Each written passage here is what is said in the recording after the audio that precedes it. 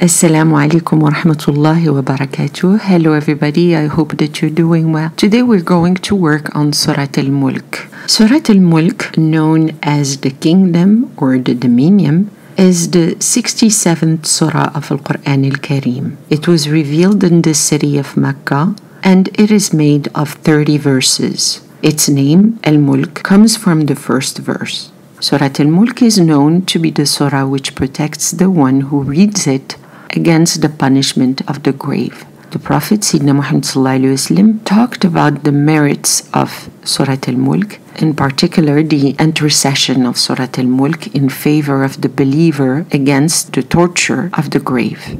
Reciting Surah Al Mulk every night brings great reward. Surah Al Mulk first evokes the power of Allah subhanahu wa ta'ala perceived through His perfect creation of beings and the universe so that men have faith in Him, adore Him, and give a total devotion to Allah subhanahu wa ta'ala. And then Surah Al Mulk discusses the last judgment day, describing the taste of the disbelievers in the face of Allah subhanahu wa ta'ala's punishment. Surah Al Mulk was revealed in Mecca at the beginning of Sayyidina Muhammad's prophecy, long before he left Mecca and during the early times of the opposition when the believers suffered greatly. It reminds the disbelievers that Allah subhanahu wa ta'ala has supreme power over them and supreme power over all creations. Surah Al Mulk also describes the regrets that disbelievers will express on the day of resurrection. It is addressed to those who ignore Allah subhanahu wa ta'ala and the hereafter. Surah Al Mulk recalls the greatness of Allah subhanahu wa ta'ala and summarizes the instruction of Islam and recalls the mission of our Prophet Sayyidina Muhammad sallallahu alaihi wasallam. Surah Al Mulk briefly presents the entire teachings of Islam and emphasizes the different aspects of the prophecy of Sayyidina Muhammad sallallahu alaihi wasallam, which is one of the specific characteristics of the first surahs revealed in the city of Mecca. The purpose of this surah is to make the ignorant disbelievers think and wake up by appealing to their inert consciousness. In the first verses, Surah Al Mulk glorifies Allah subhanahu wa ta'ala while reminding men that the universe in which He lives is a perfect divine creation, well organized, to the point that no one will be able to detect the slightest defect or weakness. This kingdom created out of nothing, and as it was described in the surah, shows the power of Allah subhanahu wa ta'ala. Man is warned that he was not sent into this world without a goal or an objective, but rather to pass a test that he can only pass by proving his good faith and his truthful belief in Allah subhanahu wa ta'ala. In Surah Al Mulk, we find three different subjects: the majesty of Allah and His power to give life and to take it back, the proof of Allah's uniqueness, and finally, the fate reserved for the disbelievers on the day of resurrection. Surah Al Mulk warns the disbelievers, reminding them of the exact mission of the prophets. Indeed, as part of his mission, the Prophet Sayyidina Muhammad only warns people of the arrival of that inevitable day. As for the time and the date of the day of resurrection, only Allah subhanahu wa ta'ala knows them. The surah ends with a question that Allah subhanahu wa ta'ala asked the disbelievers and to encourage them to meditate about it. What do you think if the water you have was absorbed by the earth? Who would provide you with pure water? Obviously, no one will be able to make the water flow except Allah subhanahu wa ta'ala, the Almighty. And therefore, we must not deny the inevitable arrival of the day of resurrection. According to a hadith, it is recommended to say at the end of the last verse of Surah Al Mulk, the Lord of the worlds will do it. Now I will translate Surah Al Mulk ayah by ayah. Bismillah ar-Rahman ar-Rahim. In the name of Allah, the entirely merciful, the specially merciful. تبارك الذي بيده الملك وهو على كل شيء قدير. Blessed is he in whose hand, whose power is the dominion, and he is omnipotent. الذي خلق الموت والحياة ليبلوكم أيكم أحسن عملا وهو العزيز الغفور. It is He who has created death and life, that He may try you, which of you is best indeed, and He is the Almighty, the oft-forgiving. الذي خلق 7 سماوات طبقا ما ترى في خلق الرحمن من تفاوت فارجع البصر هل ترى من فطور.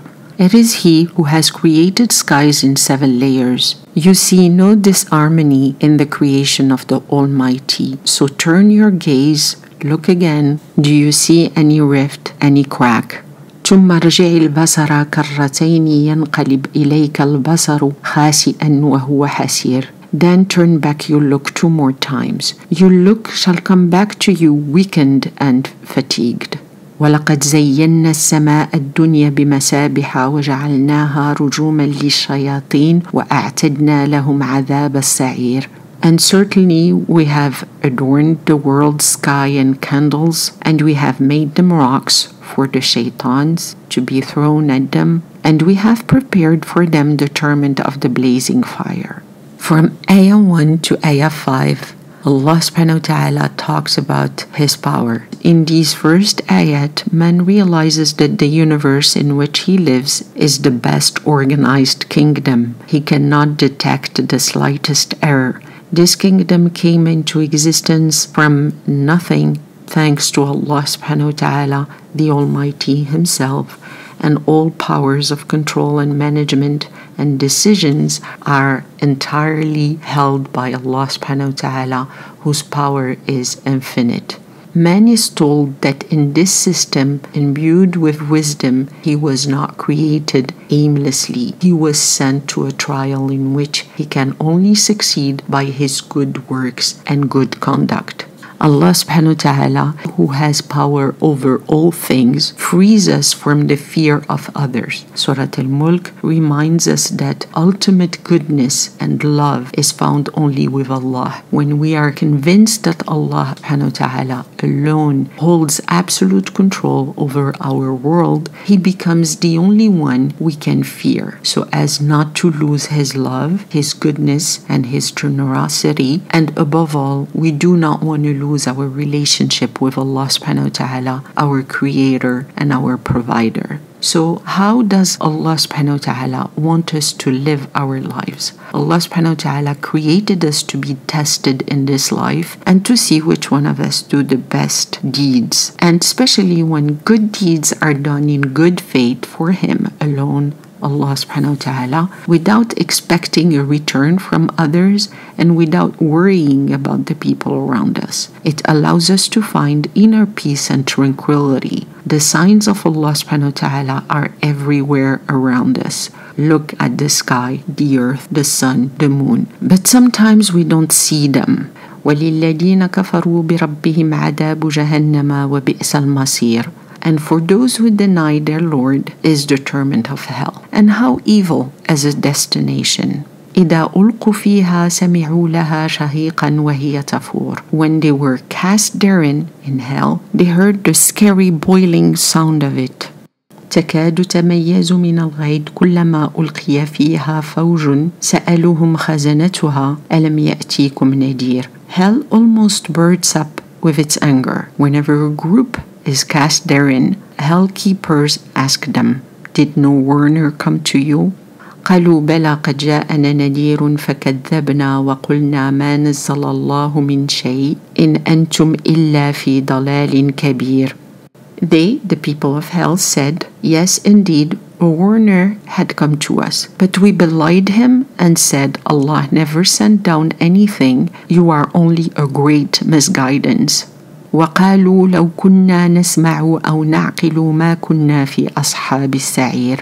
And they said, if we had heard or pondered, we would not have been among the inmates of the blazing fire. فاعترفوا بذنبهم فسحقا لأصحاب السعير. So they confessed their sins, then let the inmates of the fire be far from Allah's mercy. From Ayah 6 to Ayah 11, Surah Al Mulk talks about the dreadful consequences of the disbelievers, which will manifest in the hereafter. People are informed that by sending His Prophet Muhammad Allah subhanahu wa ta'ala has warned them of the consequences in this world.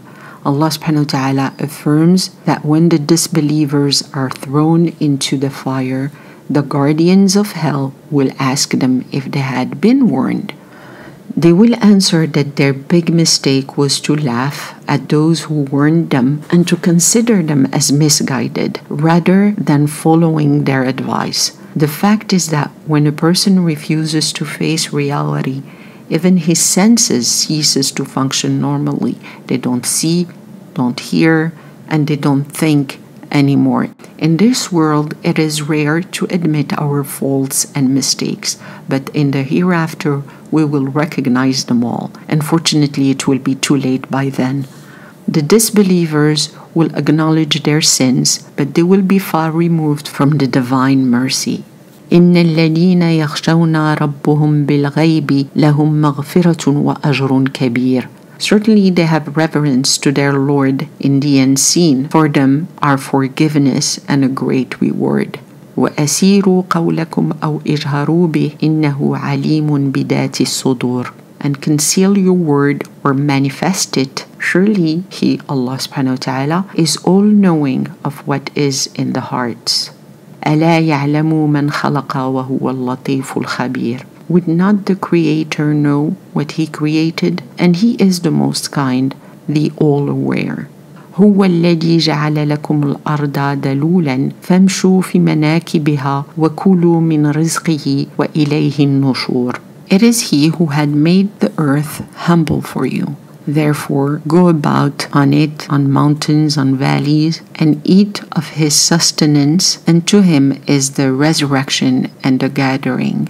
From Ayah 12 to Ayah 15, the Creator, Allah subhanahu wa ta'ala, knows all our open and hidden secrets, even the innermost thoughts in our hearts. Thus, the just basis of morality is that men should avoid evil, fearing accountability to Allah subhanahu wa ta'ala, the unseen. Only those who adopt such conduct in this world will deserve forgiveness and a great reward in the next life. Faith is believing without having seen. Allah subhanahu wa ta'ala tells us in Surah Al Mulk that if we claim to believe but our heart does not believe, we must remember that Allah subhanahu wa ta'ala knows everything. We claim to submit to Allah subhanahu wa ta'ala, but do we even know what really means to submit to Allah subhanahu wa ta'ala?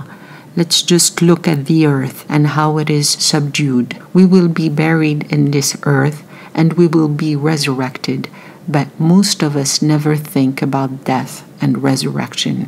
أأمنتم من في السماء أن يخسف بكم الأرض فإذا هي تمور. Do you feel secure that Allah, who is in the heaven, will not cause the earth to sink with you when the earth quakes? أم أمنتم من في السماء أن يرسل عليكم حسيبا فستعلمون كيف نذير. Or do you feel secure that Allah subhanahu wa ta'ala, who is in the heaven, will not send down upon you a storm? Then you shall know soon how was the warning. وَلَقَدْ كَذَّبَ الَّذِينَ مِنْ قَبْلِكُمْ فَكَيْفَ كَانَ نَكِيرٌ. And indeed those before them also belied. Then how was my torment? أولم يروا إلى الطير فوقهم صفة ويقبضن ما يمسكهن إلا الرحمن إنه بكل شيء بصير. Do they not see the birds above them in lines, spreading out their wings and folding them? None upholds them except the most beneficent, Allah subhanahu wa ta'ala. Surely He is the all-seer of everything.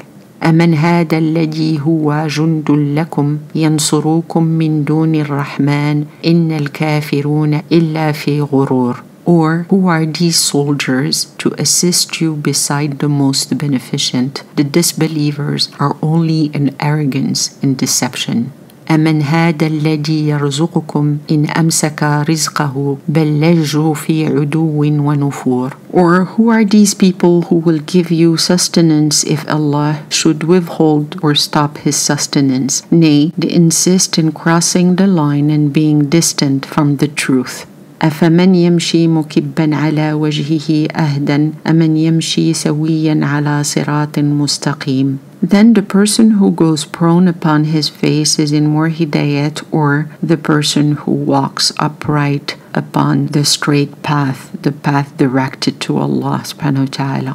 From Ayah 16 to Ayah 22, Allah subhanahu wa ta'ala wants us to let go of our arrogance and realize that this world, which is Allah subhanahu wa ta'ala's creation, which Allah subhanahu wa ta'ala made as a subject to our needs, can easily become the very reason for our punishment. If we have the impression that this punishment will not take place, then we have only to study the story and the history and see how Allah subhanahu wa ta'ala has punished entire nations because of their behavior and their arrogance. This part of Surah Al Mulk talks about those common truths which are present daily, which man does not consider worthy of attention. He was invited to observe them seriously. It has been said, "Behold the land on which you move about with full satisfaction and inner peace, and from which you obtain your food has been subdued for you by Allah subhanahu wa ta'ala. Otherwise, this earth could at any time start to shake suddenly in order to cause your destruction, or a hurricane could come which could completely annihilate you. Look at the birds flying above you. It is only Allah subhanahu wa ta'ala who keeps them in the air.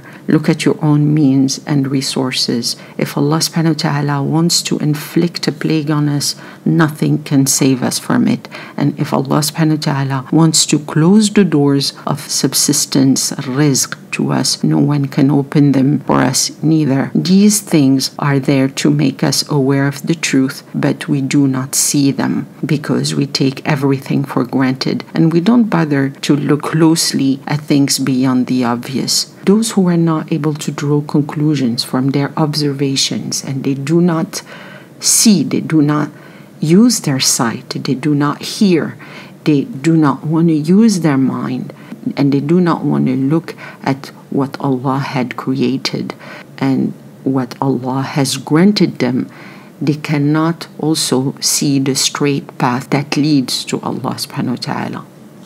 قل هو الذي أنشأكم وجعل لكم السمع والأبصار والأفئدة قليلا ما تشكرون. Say, it is He, it is Allah, who constructed you, created you from nothing into a being, and gave you the senses of hearing, seeing, and comprehending. How little thanks you give. قل هو الذي ذرأكم في الأرض وإليه تحشرون. Say, it is He who multiplied and spread you in the earth, and to Him you shall be gathered.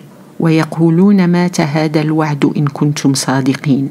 And they say, when shall this promise, this threat of torment come to pass, come to be fulfilled, if you are telling the truth, if you are truthful? قل إنما العلم عند الله وإنما أنا نذير مبين.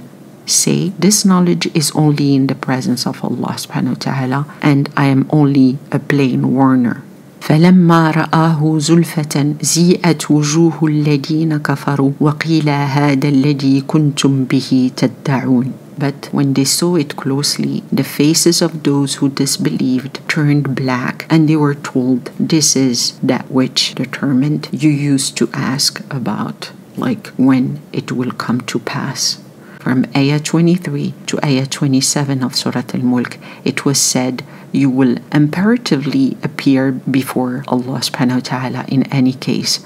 It is not for the prophets to tell you the exact time or the date of the event. His only duty is to warn you of His inevitable coming. Today, you do not listen to Him and demand that He brings about the arrival of the event before your eyes. But when that day comes, the gathering of humanity will take place and you will see it with your own eyes. Then you will be flabbergasted. Then you will be told, this is what you so hastily demanded. Allah subhanahu wa ta'ala has given us a fixed period of time in this world as well as a free will. So we are free to believe or not to believe. No matter what our choice is, we will all be gathered before Him on the day of resurrection. Allah subhanahu wa ta'ala created man and established him on this earth in order to test him of efforts. On the day of judgment, He will gather all human beings before Him and everyone will be held to account.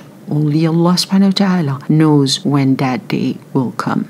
قل أأريتم إن أهلكني الله ومن معي أو رحمنا فمن يجير الكافرين من عذاب أليم. Say, have you seen if Allah should destroy me or those with me, or He has mercy upon us, yet who will deliver the disbelievers from a painful torment?